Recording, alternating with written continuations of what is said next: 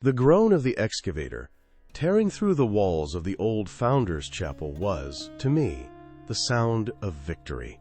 It was I, Richard, a man in my 50s with the full authority of the mayor's office behind me, who signed that demolition order.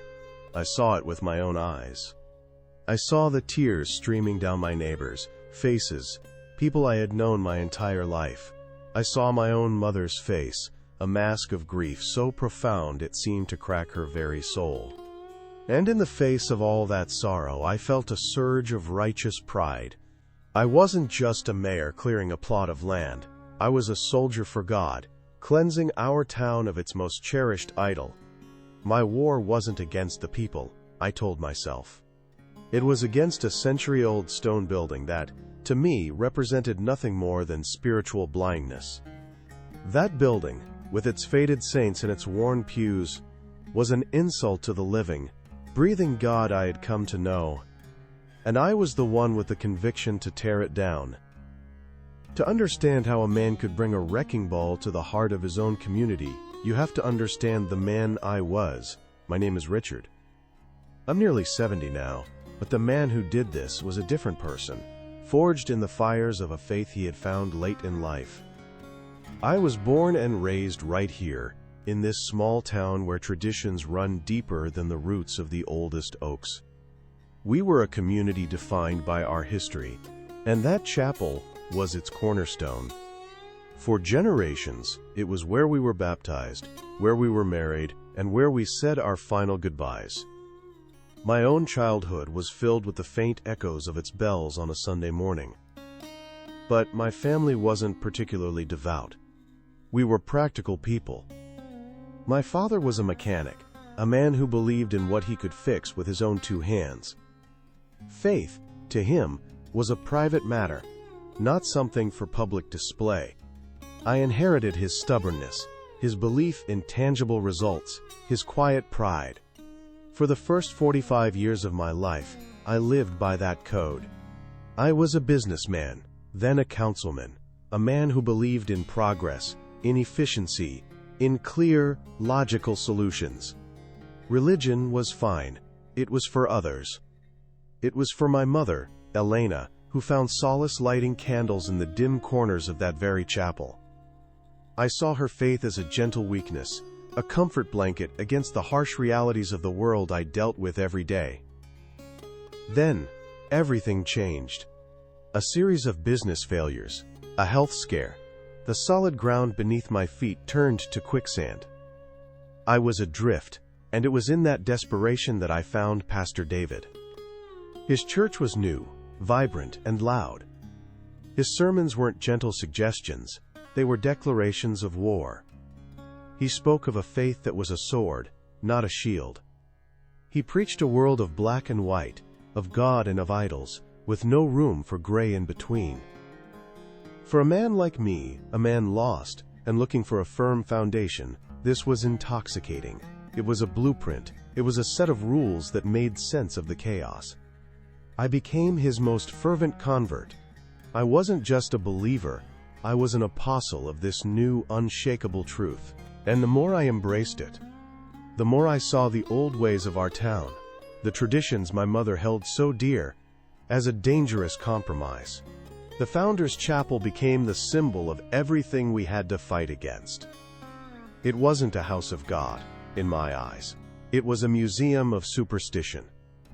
The stained glass window depicting our town's founding, with its stoic, almost saint-like figures, wasn't history.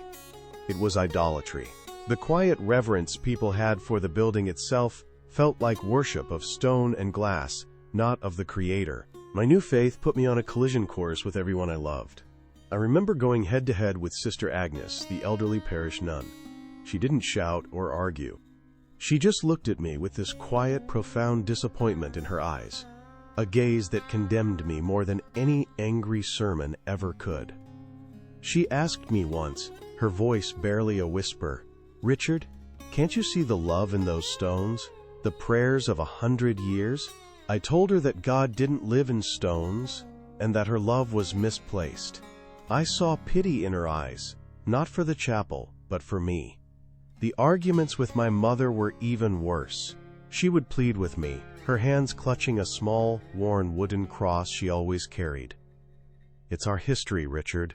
It's who we are." And I, in my terrible, righteous certainty, would tell her that our true identity was in Christ, not in a building. I told her she was clinging to a shadow when the real light was being offered to her. I broke her heart, day after day, with the certainty of my own salvation. My term as mayor was defined by that one single, brutal act. The day the demolition began, I stood there, watching the wrecking ball swing. With the first impact, as it shattered the main stained glass window, sending a cascade of broken light and lead across the lawn, I truly believed I was liberating my community. I felt no remorse, only victory. This was the man I was, proud, certain, and utterly blind. If this story, this confession, is already speaking to you in some way, if it resonates with a part of your own journey, I ask you to join me for the rest of it. Please, consider subscribing to the channel and liking this video so more people can find it. Turn on the notification bell so you don't miss what happened next. And I'd truly love to know where our stories are connecting. Please, leave a comment below and tell me what city or town you're watching from. It would mean a lot to know we're in this together. The victory, as it turned out, was a lonely one. The sound of the excavator faded, replaced by an unsettling quiet that seemed to settle over the entire town. For a few weeks, I walked with my head held high, the righteous warrior who had torn down the stronghold of superstition. But the silence grew heavier. At the grocery store, conversations would stop when I entered an aisle. Old friends who used to greet me with a wave would suddenly find something fascinating to look at on the other side of the street. The phone at the mayor's office, which used to ring off the hook, became eerily still. I had won the battle, but in doing so, I had severed every tie that bound me to the community I claimed to be saving. The next election wasn't just a loss, it was a public shaming. I was voted out in a landslide, a rejection so complete it felt like a physical blow. The man who had stood proudly as the wrecking ball swung was now an outcast. My political career was over, but that was the least of it. The real demolition was yet to come. The silence that had fallen over the town seeped into my own home. And it was in that quiet, empty house that I began to notice how frail my mother had become. It started subtly. A tremor in her hand as she held her coffee cup. A new slowness in her step. I told myself it was just age. But the light in her eyes, the one that had always burned with a quiet, resilient faith, began to dim. The doctors called it a rapid decline. I called it a punishment. But for whom? For her? For her misplaced faith in stone and saints? Or for me? I clung to the faith that had cost me everything. I prayed with a ferocity I had never known, my voice echoing in the empty rooms. I pleaded with God. I argued with Him. I demanded a miracle for the woman who had given me life. I called Pastor David, expecting the fire and certainty of his sermons to reignite my own flagging conviction. But his words about God's mysterious will and the tests of faith felt hollow, like stones dropped into a bottomless well. They offered no comfort, no warmth against the chilling reality of watching my mother slip away. For the first time since I had found my faith, I felt an overwhelming, terrifying silence. It was the silence of an empty heaven. The pride I had felt watching the chapel fall was replaced by a gnawing, desperate fear. Fear of being alone. Fear that the God I had sacrificed everything for was not listening. Fear of the final, inevitable moment. I spent my days by her bedside, holding her hand, a hand that felt as delicate as a bird's wing. We rarely spoke of the chapel. What was there to say? I had destroyed a piece of her heart, and now her heart was failing. One evening, as the sun set, casting long shadows across her room, she turned her head on the pillow and looked at me. There was no anger in her eyes, no accusation, only a deep, weary sadness. Her breath was shallow, each word an effort. "Richard," she whispered, her voice a dry rustle of leaves. She fumbled with the small, worn wooden cross she always kept on her nightstand. Her fingers, weak and trembling, closed around it, and then she pressed it into my palm. Her skin was cool, almost translucent. "A community's love," she said, her voice barely audible. "Its history. That's not an idol, my son. It's a prayer. A long, long prayer said by everyone, all at once." And then, she was gone. The cross felt heavy in my hand, impossibly heavy. Heavier than the mayor's gavel, heavier than the demolition order I had signed with such certainty. Her death was the true demolition. The wrecking ball I had unleashed on the Founders Chapel was nothing compared to the one that now tore through my own soul, leveling every pillar of pride, every wall of self-righteousness. I was left standing in the rubble of my own life. I was no longer a mayor, no longer a righteous soldier for God. I was just a son, alone in a silent house, clutching a small wooden cross, haunted by his mother's last words. The foundation of my world had been utterly shattered, and I was in a free fall, with no idea where or if I would ever land. If this part of my story is moving you, if you feel the weight of this moment with me, please take a second to hit the like button. It truly helps. And make sure you turn on notifications, because the story of what happened in that silence, in that rubble, is where everything truly begins to change. The days that followed my mother's death were a blur of suffocating silence. The house, once filled with the quiet hum of her presence, was now a tomb. Every creak of the floorboards, every sigh of the wind outside seemed to mock my solitude. I'd walk from room to room, clutching that small wooden cross she had pressed into my hand, its worn edges digging into my palm. It felt less like a symbol of faith and more like a piece of evidence from a crime scene. The God I had so loudly proclaimed, the one for whom I had waged my holy war, was nowhere to be found. My prayers, which had once been bold demands, became desperate, formless whispers that died in the empty air. I was adrift in a gray, featureless ocean of grief and shame, with no land in sight. I was a man who had demolished his own world, stone by stone, and was now left to wander the ruins. One night, I couldn't bear the silence of the house any longer. It felt like the walls were closing in, squeezing the very breath from my lungs. I don't know what compelled me, what ghost guided my steps, but I found myself walking through the sleeping town, drawn by an invisible thread to the one place on earth I had the most reason to avoid. The site of the old Founders Chapel. It was a wound in the heart of our town, a dark, empty lot cordoned off by a chain-link fence that I myself had ordered installed.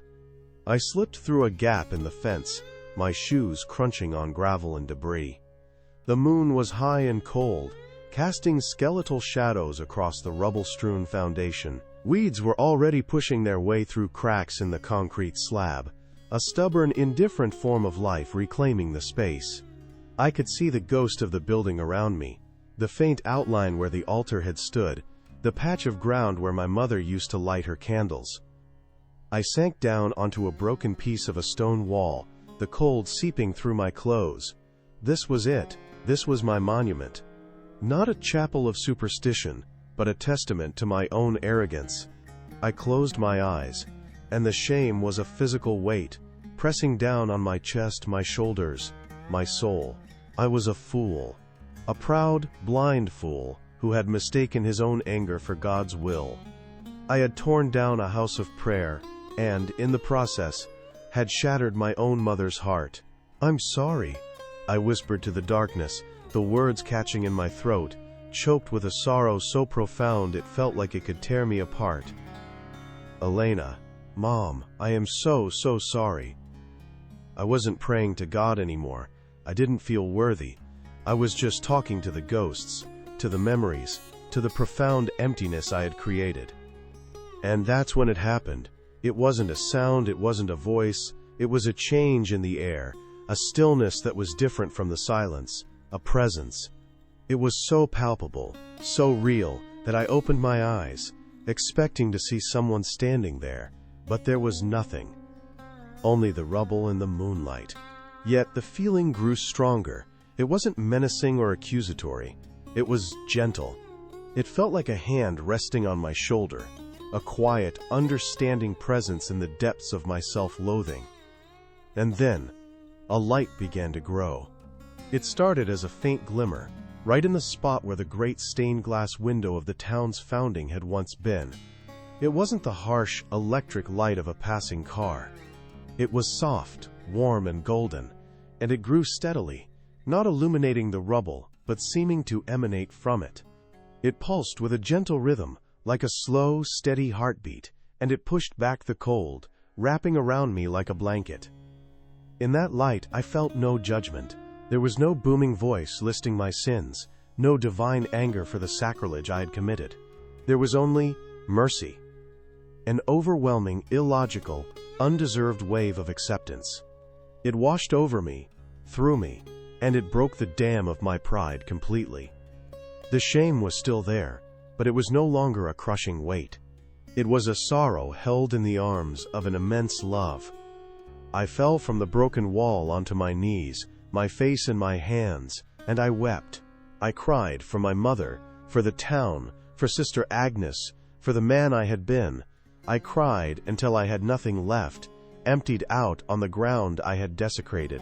The light held me through it all, a silent witness to my undoing and my remaking.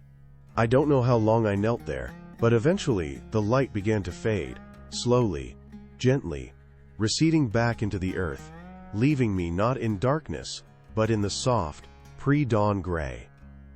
I was shivering, cold and exhausted when I heard a soft voice. "Richard?" I looked up. It was Sister Agnes, standing just a few feet away, holding an old woolen blanket. She must have been on her way to the new parish for early morning prayer. Her face, etched with the lines of a long and faithful life, held no trace of the disappointment I remembered. There was only a quiet, deep-seated compassion. She didn't ask what I was doing there. She didn't lecture me. She simply walked over and draped the blanket over my shaking shoulders. "The nights are still cold," she said, her voice calm and kind. As she helped me to my feet, the little wooden cross fell from my numb fingers, clattering onto a piece of stone. We both bent down to get it, and as my fingers closed around it, the first ray of the rising sun broke over the horizon, striking the cross and making the dark wood gleam with a sudden golden light. The very same light I had just seen. Sister Agnes smiled, a small, knowing smile. "The light always finds a way through the cracks, Richard."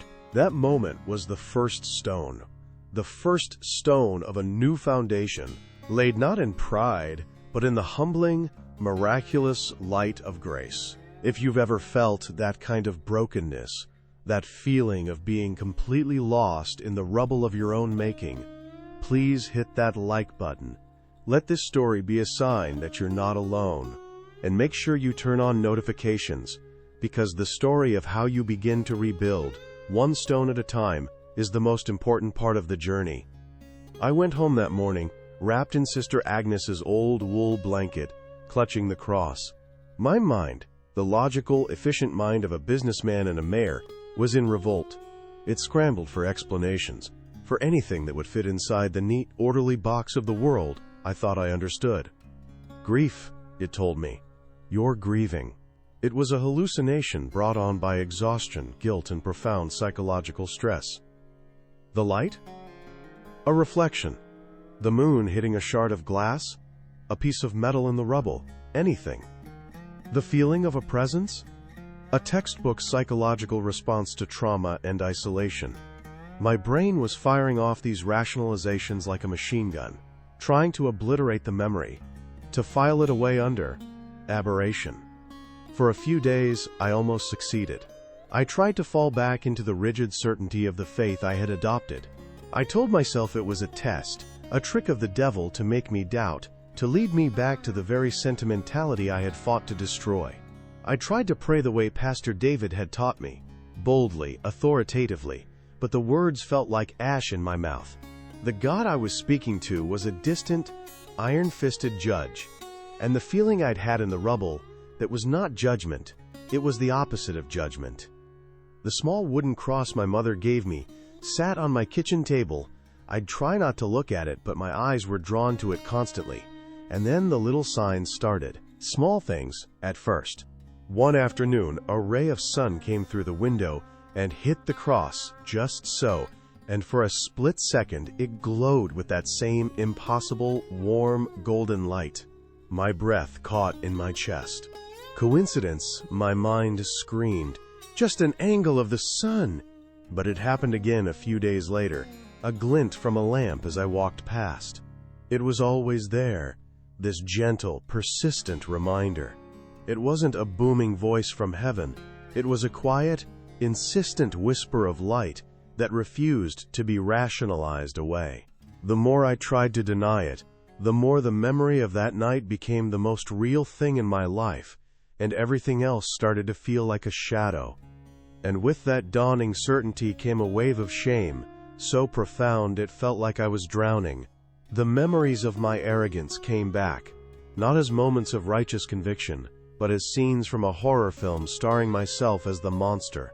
I remembered cornering Sister Agnes in the town square, my voice loud, my finger pointing, lecturing her on idolatry as a small crowd gathered. I could see the deep, patient sadness in her eyes as she absorbed my tirade. I remembered a dinner with my mother, shortly after I'd announced my plan for the demolition. She had been crying, pleading with me to see the chapel as a place of memory, of love. And I had laughed. I actually laughed. A short, sharp, dismissive sound. I told her, "Elena, your sentiment is an idol. You're worshiping a building." The memory of that laugh now echoed in the silence of my house, and I would have to put my hands over my ears to try and block it out. How could I have been so cruel? How could I have been so blind? My pride, which I had worn like a suit of armor, had been nothing but a fool's costume. If you've ever been in that kind of battle, where your mind is telling you one thing but your heart, your soul is telling you another, please let me know by hitting that like button. It's a lonely place to be. And make sure you turn on the notifications, because finding your way out of that internal war is where the real journey begins. I knew my old faith had no answers for this. It was a faith of rules and condemnations, of us versus them. It had no language for a mercy that could bloom in the middle of a ruin you yourself had created. I needed something else, but I didn't know what. One afternoon, I found myself driving, with no destination in mind, and I ended up on the street where the new parish was located. It was a simple, modern building, a far cry from the stone and stained glass of the Founders Chapel. I had driven past it 100 times since its construction, always with a sneer of contempt. But today, I pulled over. I sat in my car for a long time, just looking at it. My heart was pounding. Going in there felt like a surrender, a betrayal of everything I had so loudly proclaimed. But staying outside, alone with my shame, felt like a death sentence. Finally, I got out of the car. My legs felt like lead. I pushed open the heavy wooden door and stepped inside. The air was still and smelled faintly of lemon polish and old hymnals. It was empty. Sunlight streamed through plain glass windows, illuminating dust motes dancing in the air. It was nothing like the grand, dim interior of the old chapel. And yet, along one wall, there were survivors. A few of the original dark wood pews, scarred and saved from the demolition. The old baptismal font. And a small, simple statue of a woman holding a child, her face serene, her paint chipped. I had once called that statue a graven image. Now all I saw was a mother's love, frozen in time. I walked over to one of the old pews, my hand tracing the deep grain of the wood. I could almost feel the echoes of the hands that had rested there before. My mother's, my grandmother's, Sister Agnes's. I sank onto the bench, the familiar wood groaning softly beneath my weight. I wasn't sure what I was doing there. I didn't know how to pray anymore. The words wouldn't come. So I just sat there, in the silence, and I pulled my mother's cross from my pocket. I held it in my palm, its worn edges a familiar comfort. and in the quiet of that unassuming room, I finally stopped fighting. I stopped trying to rationalize, to explain, to deny. I just let the truth of it wash over me, the horror of what I'd done, and the miracle of the mercy I'd been shown. There were no flashes of light this time, no divine presence. There was only me, a broken man in a borrowed pew, and the tears that finally came, silent and hot, were not tears of grief or shame, but of a strange, painful, and profoundly humbling gratitude. Word of my quiet conversion, if you could call it that, didn't spread like a wildfire. It moved more like smoke, seeping under doorways and through cracks in conversations. Sister Agnes, I'm sure, spoke of it, but only in the kindest, most circumspect way. She likely told a few of the ladies from the parish that she'd seen me at the rubble, and then later, sitting in a pew. That was all it took. In a town this small, a detail like that is a seismic event. The rumor mill started turning, and soon, the story had grown into a dozen different versions. Richards had a breakdown. Richards lost his mind from grief. The best one, the one that made its way back to me through a well-meaning but gossipy neighbor, was that I was attempting a long con, trying to worm my way back into the community's good graces for some future political run. The first real confrontation came at the post office. A group of men, former supporters from Pastor David's church, cornered me by the mailboxes. Their leader, a man named George, whose hand I'd shaken 100 times, stepped forward. His face was a mask of pity and condescension. "Richard," he said, his voice loud enough for everyone to hear, "we've heard you've been struggling. We're praying for you. The devil is a deceiver, and he loves to prey on a grieving heart. He'll fill your head with false lights and feelings." He was trying to save me, to pull me back from the brink of what he saw as heresy. The old Richard would have puffed out his chest, would have quoted scripture, would have turned it into a theological street brawl. But the old Richard was buried in that rubble. I just looked at him, not with anger, but with a strange sense of sorrow for the man I used to be, the man he still was. I put a hand on his shoulder. "Thank you for your prayers, George," I said, my voice quiet and steady. But what I saw that night, what I felt, it was the most real experience of my life. I didn't try to explain it. I didn't try to convince him. I just stated my truth and walked away, leaving him and his friends standing there in stunned silence. I started attending services at the new parish regularly. I always sat in the back, in one of the scarred pews from the old chapel. I didn't take communion. I didn't sing the hymns. I didn't feel worthy. I was just there to listen, to be in a quiet place that held the memory of my mother. Sister Agnes would always give me a small, encouraging nod. A few others, old neighbors who had once crossed the street to avoid me, began to offer a hesitant, "Good morning, Richard." It was a start. I found myself looking at the things I had once despised with new eyes. That chipped statue of the mother and child? I saw the tenderness in the carved stone, the universal story of a parent's love. One afternoon after the service, I walked over to the small rack of votive candles. My mother had loved these. I used to call them pagan fire rituals. Now, my hand was trembling as I took a long taper, lit it from another flame, and placed my own candle in an empty red glass holder. It wasn't a prayer in words. It was an act of memory, an apology, a flicker of light against an immense darkness. My transformation reached its turning point on Founders Day. It's the biggest celebration of the year in our town, a day of parades and picnics on the town green. The centerpiece of the celebration had always been a service at the Founders Chapel. Now, there was just an empty lot.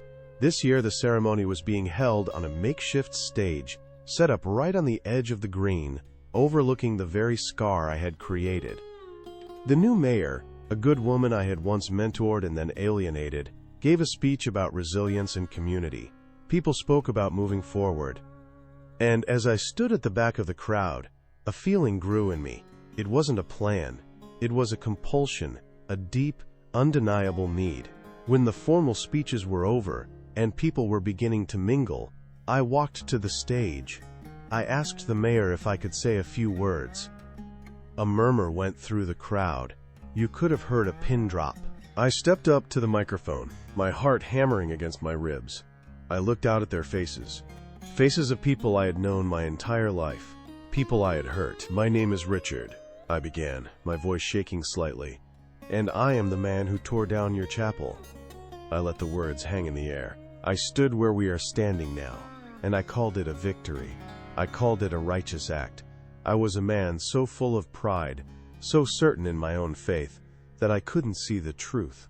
I believed I was tearing down an idol of stone and glass, but I was wrong. The idol was me. It was my pride, my certainty, my arrogance.